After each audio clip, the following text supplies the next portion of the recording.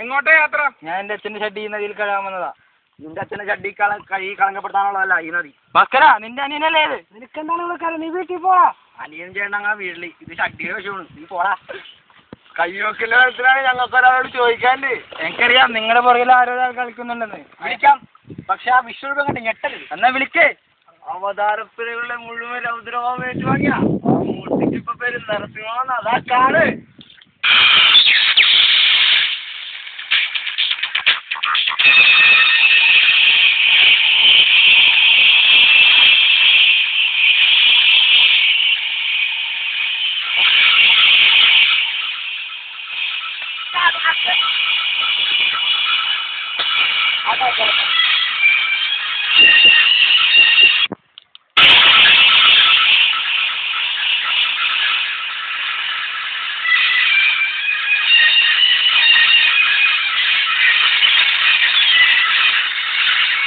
ഈ ഷഡ്ഡി നദിയിൽ കഴുകാൻ ഞാൻ സമ്മതിക്കില്ല. അകബൂക്കുകയാണല്ലേ.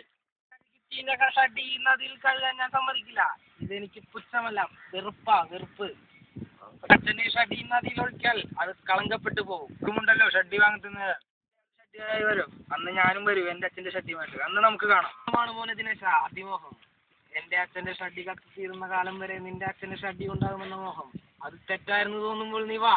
എന്റെ അച്ഛന്റെ ഷഡ്ഡിയിലെ 2-3 നൂല് പറിച്ചു വെച്ച് നിനക്ക് ദാനം നൽകാം. അത് വല്ല ചന്ദനം മുട്ടിലൊത്തി നിനക്ക് ആശ തീർക്കാം. നിനക്ക് ആശ